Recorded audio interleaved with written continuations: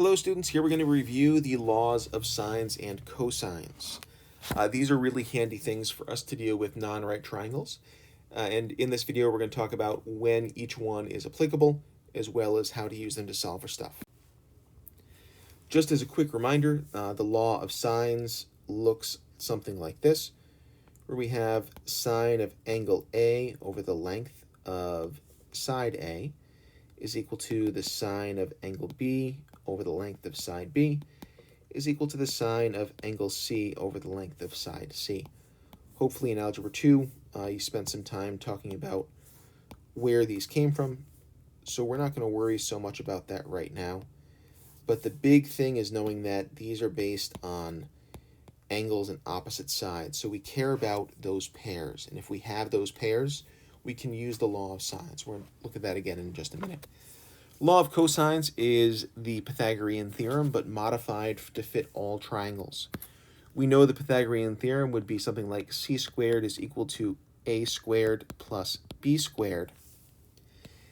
If we don't have a right triangle, we can't use that.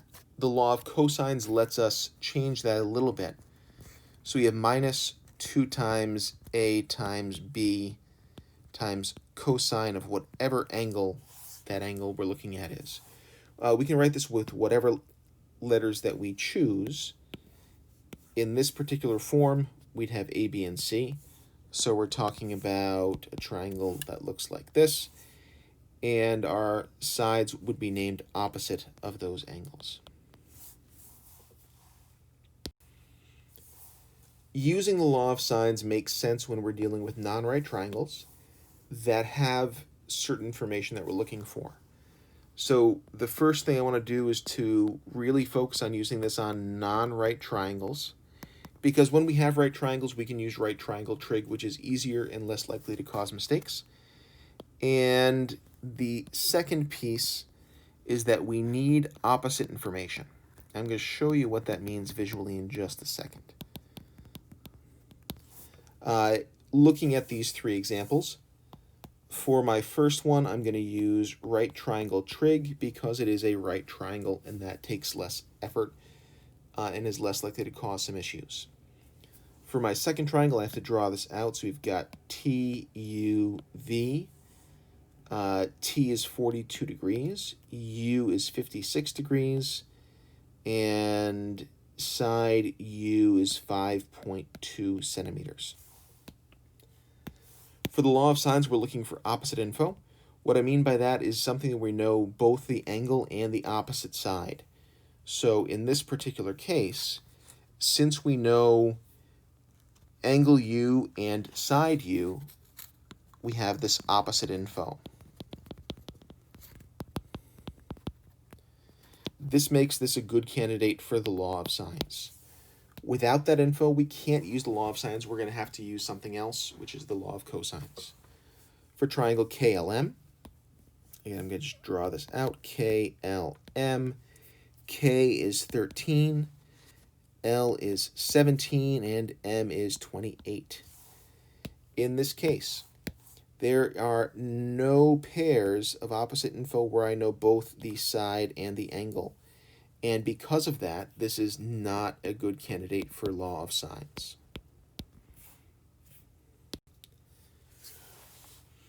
We're going to focus on using law of sines to find a side. Finding angles with law of sines is also possible, but it requires you to do a little bit more thinking about some ambiguous nature within the law of sines.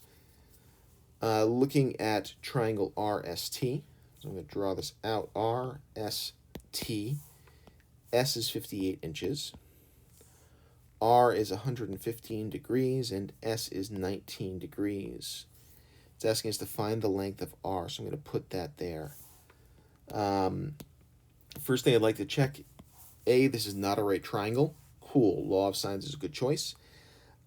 B, we have opposite information because we know angle S and side S. So I'm going to begin setting up my law of sines. The law of sines tells me that the sine of an angle divided by its opposite side length, that ratio should be consistent throughout the whole thing. So for the other piece that we're looking for, I'm going to write this as sine of 115 divide by r.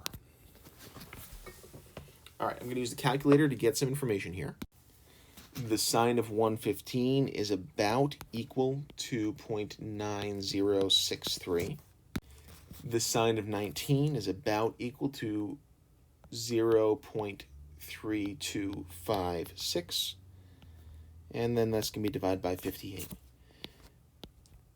So I'm going to simplify the stuff on the left here and divide this whole thing by 58. And when I do that, I get 0.0056 is equal to 0.9063 divided by r. To get that r out of the bottom, we got to multiply it to both sides. And to get the r by itself, we've got to divide by that 0.0056. So I've got 0.9063, and we're going to divide both of these by that 0.0056. When we do that, we get r is equal to 161.84. I'm just going to call that 0.8, and that's going to be in inches.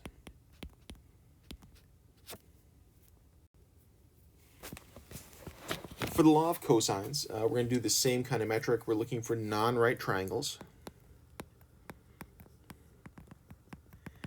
And we're looking for cases that are not good for law of sines. So I'm going to say no opposite information.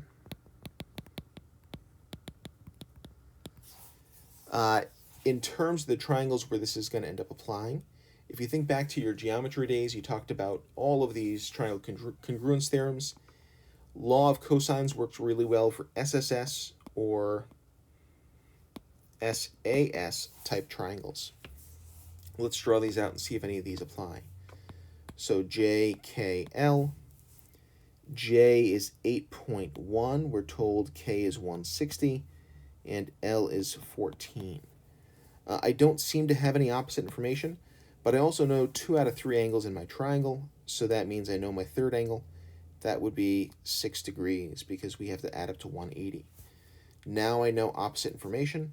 This is going to be an LOS, law of sines triangle. For the second one, we've got ABC. We're told that side A is 3.4, side B is 7.9, and side C is 5.3. In this case, we don't know any of our opposite pairs of things. This is a good case for the law of cosines. And then finally, in triangle STU, we've got S is 730, T is 270, and U is 125. What I'd like you to notice is that we don't have any pairs of opposite information. This is also an SAS relationship. This makes it a good fit for law of cosines. We're going to look at both finding an angle and finding a side for law of cosines, and we're going to start with an angle. So I'm going to label my triangle QRS, and I'm going to set up my pieces. We've got 1.3, we've got 7.6, and we've got S is equal to 7. Okay, first thing I'm going to do is figure out what I'm looking for. That's the measure of angle Q. And I'm going to base my entire problem on that unknown piece. So we know law of cosines looks something like this. So we've got a squared is equal to b squared plus c squared minus 2 times b times c times cosine of a. And this is different than the one we had in the first page because the letters here don't matter. What matters is that what we're looking for, in this case it's going to be Q, goes inside my cosine. So I'm going to have cosine of Q to start this off. The side that's opposite this, so that's going to be little q, is going to be the piece that's by itself. Here A matches up with A, here Q is going to match up with Q. And then the other two sides, in this case B and C, are going to fill in the other pieces here. So we've got B and C again. Here that's going to be S and R. Doesn't matter what order we put them in. So I'm going to say this is going to be R squared plus S squared. And then we have to do minus 2 times the same things, R times S. Let's plug these numbers in. So we've got 1.3 squared is equal to 7.6 squared plus 7 squared minus 2 times 7.6 times 7 times cosine of Q. I'm also going to multiply out some stuff so we can combine some things together. Here we've got 1.69, 7.6 squared is 57.76. And 7 squared is going to be 49. 2 times 7.6 times 7 is going to be 106.4. And that's still multiplied by cosine of Q. Here's the hardest part for law of cosines when finding an angle. We have a tendency to want to combine these pieces and then subtract 106.4.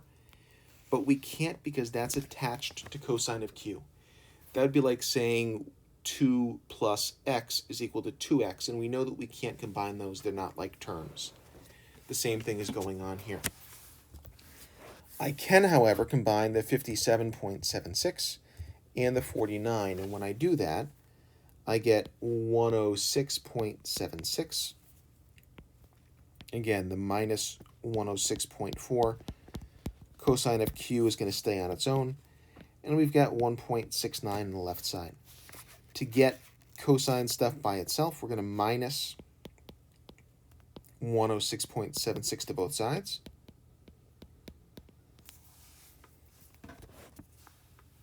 And when I do that, we end up getting negative 105.07 is equal to negative 106.4 cosine of Q.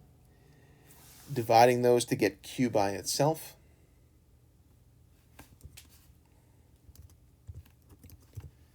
we end up getting 0.9875. I'm going to move this over here to finish the problem. We also know that if we want an angle, we have a ratio. We have to use inverse trig. So cosine inverse of 0.9875 is equal to Q. And when we do that up, we end up getting the value 9.06 degrees. So Q is equal to about 9.1 degrees. The process for solving for a side is much easier than solving for an angle, and you don't really need to be as careful. Let's draw our triangle, RST. R is going to be 7.1, S is going to be 45 degrees, and T is going to be 4.1 inches. All right, just to check, we don't have any opposite information. This is an SAS triangle, so that's good news. And we'd like to find the length of S. So, based on that, I'm going to set my law of cosines, again, which is a squared is equal to, I'll do a different one as well for this one, just to mess with us. So I'm going to write this one as a b squared one. B squared is equal to a squared plus c squared minus 2 times a times c times cosine of b. Since we're looking for s, that's the one I'm going to write by itself, s squared. And that also means that my cosine is going to have s. As part of that, we know that value is 45. So cosine of 45. Cool. On the other side, we're going to have t and r. So I might just do this alphabetical. R is going to be 7.1, so 7.1 squared. T is going to be 4.1, so 4.1 squared, minus 2 times 7.1 times 4.1. And the beautiful thing about the law of cosines is I can literally plug this in on a calculator or type this in on Desmos. It's going to spit out an answer very quickly.